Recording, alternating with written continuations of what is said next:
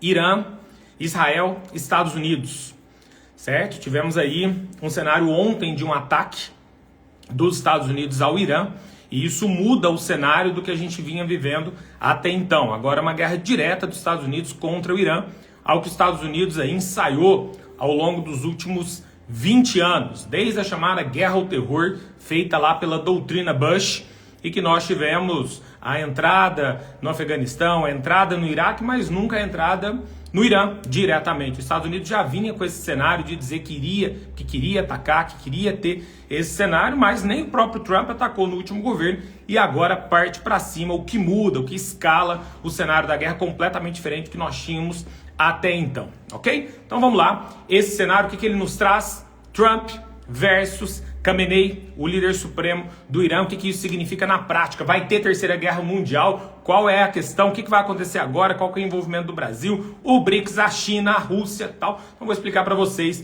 né? Tivemos aí mais de 100 questões na nossa caixinha, então decidi aqui colocar para vocês dentro de uma live. Vocês podem mandar as perguntas, tá? Comentários, sempre com muito respeito, independente do seu processo de posicionamento. Nós vamos colocar os fatos geopolíticos aqui para que você saia nesse domingo de manhã entendendo o que está acontecendo no planeta, e esse, você que vai prestar qualquer prova nesse ano, passa a ser o tema mais importante do ano, certo? Inclusive mais importante que as taxações do Trump que ele havia feito até então, ok? Bom dia a todos, vamos lá. Bom, gente, vamos entender o cenário, qual que é o primeiro tema que você precisa saber do que está acontecendo. Uma coisa chamada Revolução Iraniana, de 1979. O Irã era grande aliado dos Estados Unidos ali na região. E aí você tem aí, né, uma queda dos chamados Shahs e parte para o Ayatollah, né? O Ayatollah Khomeini passa a ser, né, um cenário importante que vai ter nos Estados Unidos e em Israel, principalmente, seus grandes inimigos ali na região. Mas é importante entender que esse sentimento da Revolução Iraniana foi fomentado por Israel e pelos Estados Unidos com intervenções nos países árabes e nos países muçulmanos ali da região. Importante lembrar que o Irã não é um país árabe, tá? O Irã é um país persa, e a Pérsia é um grande reino que conseguiu se sustentar ao longo de muito tempo, né? E tem uma geografia extremamente que o protege no cenário. Você tem ali todos os montes, grados na região, que segura, por exemplo, a possibilidade de soldados invadirem. Ninguém conseguiu invadir o Irã ao longo dos últimos 1000 anos. Você teve ali uma entrada de Alexandre o Grande lá atrás, mas os mongóis, os britânicos, os romanos, todo mundo tentou invadir o cenário da Pérsia e não conseguiu. Então esse é um ponto importante, mas essa não é uma guerra de soldados, tá? É uma guerra de mísseis, e é uma guerra que você joga parado, você joga do seu território para o território do outro, tá? Então vamos lá. Israel, então, Irã, desde a Revolução Iraniana, tem um grande confronto ali na região, tem motivo econômico, motivo geopolítico, motivos religiosos e tudo mais. Israel, há 2 anos e meio, iniciou um confronto contra o Hamas, que o atacou primeiro, né? Mas o Hamas só surge em 1987, porque Israel não cumpre os acordos de não assentamentos na região palestina. Lá na formação do Estado de Israel em 1948, Israel não cumpriu aquilo a qual foi determinado a ele, com o apoio americano em 1967, depois em 73, você teve aí o apoio americano na defesa de Israel. Israel não cumpre os acordos, inclusive com a Aliança da Libertação Palestina, que governava a região da Palestina, Cisjordânia e faixa de Gaza, no momento quando surge o Hamas em 1987. O Hamas se torna um grupo extremista com atos terroristas e ataca Israel lá em 2023. Israel usa do seu direito de defesa, entretanto, esse direito de defesa, mais de 2 anos depois, nós temos aí mais de 50 mil pessoas que já morreram no confronto com a Palestina, e a ONU classifica como um genocídio, o Tribunal Penal Internacional, e a grande questão é que o Hamas é financiado pelo Irã. Pós-Revolução Iraniana, o Irã começa a financiar vários grupos espalhados pelo Oriente Médio na tentativa de levar, né, aumentar o seu cenário e tirar a força dos Estados Unidos e de Israel da região. É o caso do Hamas, dos Houthis, do Hezbollah, vários grupos da Jihad Islâmica ali colocados dentro do Oriente Médio com uma ideia de expansão, né, dos xiitas, desse cenário que o Irã representa, que é uma minoria dentro da maioria dos países do Oriente Médio que são sunitas. Então são vertentes diferentes que eu tenho dentro do islamismo. E aí o Irã, pós a Revolução Iraniana, passa a ter essa base de células terroristas, né, extremistas contrários ao regime israelense, que busca uma expansão sobre o Oriente Médio, sempre por trás com a linha dos Estados Unidos. A partir de 2001 você tem a chamada Guerra ao Terror, com o ataque de Osama Bin Laden às Torres Gêmeas dos Estados Unidos, e a partir daí o eixo do mal é criado pelos Estados Unidos numa guerra, né, que vou atacar antes de ser atacado. Nesse cenário lá de 2001, você vai ter, né, os Estados Unidos colocando Coreia do Norte, Afeganistão, Irã, Iraque como o grande eixo do mal. Vamos atacá-los porque eles podem nos atacar, eles podem trazer a falta da paz mundial e todo esse cenário. E aí os Estados Unidos vai para a ONU e chama o Conselho de Segurança, que é um dos grandes entraves que nós temos para a paz mundial, porque o Conselho de Segurança é dividido em dois grandes grupos, e aí, nesse modelo, dentro do Conselho de Segurança, China e Rússia vetam a entrada da ONU para poder ajudar os Estados Unidos nessa invasão, primeiro ao Iraque, ao Afeganistão e depois ao Iraque. E aí os Estados Unidos retoma a OTAN, que havia sido quase que desmantelada depois do fim da Guerra Fria, e a OTAN começa uma invasão nos países do Oriente Médio sem um sentido claro, mas uma base bélica americana pelo ataque que teve lá atrás em 2001. A grande questão sobre isso é que o seguinte: Estados Unidos fala do eixo do mal, mas invade Afeganistão e Iraque, mas não invade Irã e nem Coreia do Norte, porque esse sim tinha uma tecnologia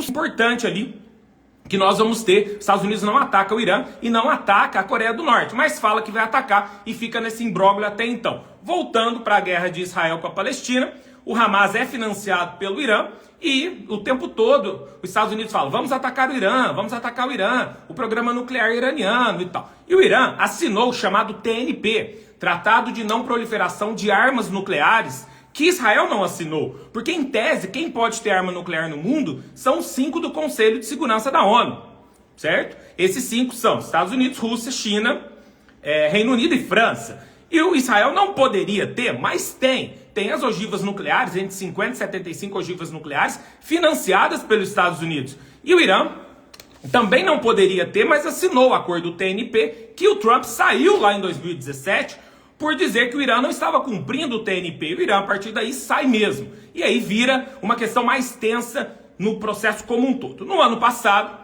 o Israel fez um ataque ao Irã.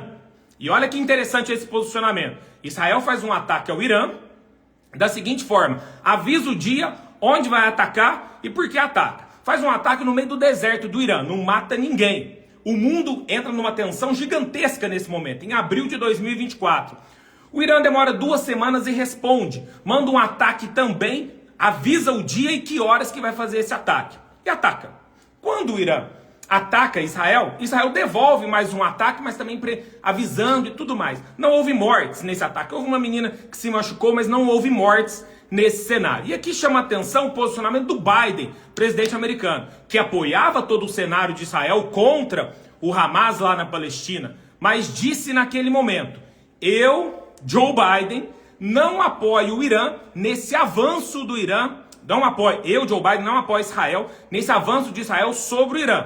Se Israel for contra o Irã, não conte com os Estados Unidos. Esse foi o posicionamento do Joe Biden no ano passado. Esse é um ponto importante. Num confronto que foi avisado que um ia atacar o outro, não houve mortes, atacar em locais desérticos, sem pessoas. Tudo bem.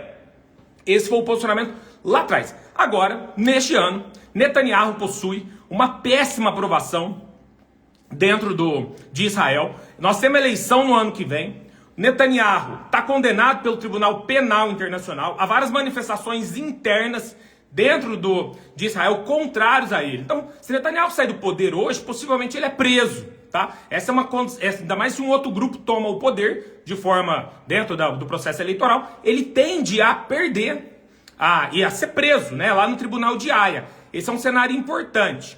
Então Netanyahu, para se manter no processo de governo, ele precisa passar pelo processo eleitoral em guerra, porque aí o país entra em estado de sítio e ele se mantém no poder, cada vez mais extremista, num cenário que ele avança sobre outros territórios. A grande questão aqui é que Gaza meio que já não se justifica. A ideia de que já matou 4 ou 5 líderes do Hamas, cada vez aparece outro, e a população civil está sendo morta enquanto vai buscar comida. Nessa semana, quase 100 pessoas morreram, né? Foram mortas, assassinadas pelo governo de Netanyahu, enquanto pessoas estavam buscando comida, civis. E aí a resposta do governo israelense é: faz ossos do ofício. Faz parte, é um erro de cálculo. Então, nesse cenário, Gaza não está se justificando mais, porque não é uma guerra. É uma limpeza étnica realizada sobre palestinos que tem, infelizmente, dentro um grupo chamado Hamas, mas que não representa 3 milhões de pessoas que estão sendo cada vez mais fechadas ali na região da Palestina. Aí, Israel parte até o cenário lá da guerra ao terror dos Estados Unidos e parte para cima do Irã. Qual que é a ideia para atacar o Irã? O Irã é guerra, não é limpeza étnica, não é genocídio contra o Irã. O Irã é guerra, porque é um país contra o outro. Só que é uma guerra diferente, é uma guerra de tecnologia. No meio do caminho tem o Iraque, tem o Líbano, tem a Jordânia, tem a Arábia Saudita. Os caras estão mandando míssil um pro lado do outro, passando por 4 países. Isso é um risco absurdo, gigantesco o cenário que isso pode acontecer. Então, Israel decide atacar sem avisar, ataca como guerra mesmo, ataca o Irã e mata, né, 84 pessoas no seu primeiro ataque há uma semana atrás. Isso pega o mundo de surpresa, porque ela não avisou, foi um ataque direto. Israel, a última vez que houve esse ataque foi lá em 1979. Um ataque direto. Então, quando Israel ataca, você espera a reação do Irã. O que o Irã faz? Joga de novo, manda um míssil e responde na sequência. Ponto. Estamos em guerra entre os dois países. O Irã manda mísseis hipersônicos contra o domo de ferro de Israel. O domo de ferro. Qual foi a estratégia iraniana? O domo de ferro segura tudo. Israel estava tranquilo em relação a isso. Vou atacar e não serei atacado de volta. Qual foi a justificativa israelense? Estamos atacando para não sermos atacados. Guerra ao terror dos Estados Unidos em 2001. Vou atacar. Por quê? Porque o Irã está desenvolvendo armas nucleares que pode me atacar. Olha a justificativa. Então, eu acho que você vai me atacar, eu resolvi te atacar. Então, manda os mísseis, né, para o Irã, que responde em menos de 3 horas. E manda primeiro drones, o Irã manda drones sobre o domo de ferro, e esse domo de ferro que tem uma estrutura, né, que apita no ar e aí manda um míssil para derrubar, o que funcionou até hoje, né, o domo de ferro israelense é o mais avançado do planeta. E aí você tem nesse cenário uma volta que o Irã faz uma estratégia de mandar os drones sobre o domo de ferro manda os mísseis, e na sequência chegam mísseis hipersônicos do Irã contra Israel. Esse é um ponto crucial. Furou o domo de ferro. E ali no Oriente Médio, hoje a fala sobre o domo de ferro israelense é a peneira de ferro. Abriu, não aguentou. E aí entrou e o Irã matou 24 pessoas de Israel. E aí começou chuva de mísseis, né? O pessoal do Líbano até mostrando vídeos dos mísseis passando como fosse fogos de artifício. Olha o perigo disso. Um erro de cálculo entra no Líbano, entra no Iraque e vira um confronto maior ainda. Mas até então está entre os dois. Só que o Irã não tem tecnologia para esse míssil hipersônico. Alguém está financiando o Irã. Rússia, China, alguém está financiando. Ok, guerra indireta. Irã faz parte do BRICS, 90% do petróleo do Irã vai para a Ásia, boa parte para a China. O Irã está na OPEP, controla o canal de Hormuz, que é um ponto extremamente importante nesse cenário. E aí nós vamos ter essa guerra ao longo desse tempo. Os Estados Unidos de Trump fala: estamos do lado de Israel. A França fala: estou do lado de Israel. A Alemanha, que sempre apoia, a Alemanha, óbvio, né, por um processo histórico de culpa pela linha do genocídio, do holocausto causado, a Alemanha está sempre do lado de Israel, mas mudou seu posicionamento em relação a Gaza, por dizer que não faz mais sentido Israel avançar sobre Gaza. A Alemanha, que tem uma coisa chamada Staatsräson, que significa razão de Estado. Razão de Estado da defesa de Israel está na lei alemã. Entretanto, o primeiro-ministro Merz, que é o novo primeiro-ministro, diz que não se justifica mais esse cenário contra a Gaza, mas contra o Irã, sim. Então, contra o Irã é guerra direta entre dois países. Israel é muito menor que o Irã, tem uma geografia muito pior do que a geografia do Irã, mas é apoiado pelos Estados Unidos, né? Então se tornou uma potência ali na região. Bom, então você tem esse cenário ali de ataque entre um e outro, os Estados Unidos apoiando Israel. Há 2 dias o Trump disse: olha, nós vamos fazer o seguinte, em 2 semanas eu vou decidir se vou entrar na guerra ou não. Ele falou isso anteontem. E ontem ele me manda o B-2B, que são os aviões que são aí, né, eles não são vistos pelos radares, e atingiu 3 usinas nucleares iranianas. Olha o risco, porque o que os Estados Unidos fala de atacar o Irã é para não deixar o armamento nuclear iraniano avançar. Ah, mas Israel tem, e também não podia ter. Mas óbvio, né, o ponto é, do lado ocidental feito pelos Estados Unidos, é um lado que é bom, né? Agora, do lado oriental, não é bom, né? Então fica nessa disputa aí, né, da narrativa. E aí os Estados Unidos decidem atacar, e ataca. Quando ataca ontem, né, fica uma questão absurda. Como que o Irã vai responder? E o Irã já respondeu. O Irã já atacou 4 cidades de Israel agora de manhã, tá? Então até olhando aqui, agora de manhã atacou 3 cidades de Israel. E o cenário foi, a partir de agora nós temos 4 alternativas que são possíveis e que possivelmente vão acontecer. Vamos lá. Primeira delas. O Irã tende a atacar Israel mais fortemente. Então quem vai sofrer com o ataque estadunidense ao Irã? Israel. Ok. Esse é o cenário 1 esperado. Ok? Irã vai aumentar o seu ataque contra Israel. Isso é o esperado. Israel com apoio americano, essa guerra vai se igualar. Ok, esse é o primeiro cenário. Segundo cenário esperado, tá? O Irã pode atacar bases americanas, estadunidenses no Oriente Médio, certo? No canal de Hormuz, pode atacar na Arábia Saudita, pode atacar em Israel. Então, esse já é um nível mais alto da guerra. Você escala mais, porque o Irã parte para confronto direto contra os Estados Unidos. Essa não é uma ideia muito boa nesse primeiro momento, mas é uma sequência, pode ser. Terceiro, tá? Terceiro ponto que é importante, que é fundamental entender aqui. O Irã, presta atenção, você quer uma dica? Abasteça seu carro hoje. Abasteça seu carro hoje. O Irã vai fechar o canal de Hormuz. A última vez que ele fez isso, ele fez em 1988, tá? A última vez que o Irã fez isso, durante a guerra Irã-Iraque. Abasteça seu carro hoje, porque o Irã vai fechar o canal de Hormuz. O Irã controla o canal de Hormuz, mesmo tendo uma base americana com 40 mil soldados na região, tá? O Irã vai fechar o canal de Hormuz. O que é o canal de Hormuz? É um canal controlado pelo Irã, onde passa 20 a 25% do petróleo global. Então qual que é o primeiro sentido que nós vamos ter essa semana? O preço vai disparar. Isso aconteceu em 73, em 79, em 2001. Então o preço do petróleo vai disparar. O Irã é um dos maiores produtores de petróleo do mundo. Os países árabes tendem a apoiar o país persa dentro do processo da OPEP. Então esse é um ponto crucial aí de entendimento, tá? O canal de Hormuz será fechado, o mercado global vai reagir de maneira muito complicada em relação a esse cenário. Tende a faltar petróleo nesses próximos dias, nessas próximas semanas, dependendo do desenrolar da questão. Então, esse é o terceiro. Então, primeiro, o Irã aumenta seu ataque sobre Israel. Segundo, o Irã ataca bases americanas. Esse é mais arriscado, mas é possível nesse momento. Terceiro, esse vai acontecer, que é o fechamento do canal de Hormuz. Quarto ponto, isso possivelmente vai acontecer. Esses 4, nós estamos falando de coisas possíveis que tendem a acontecer agora, nessa sequência dessa semana.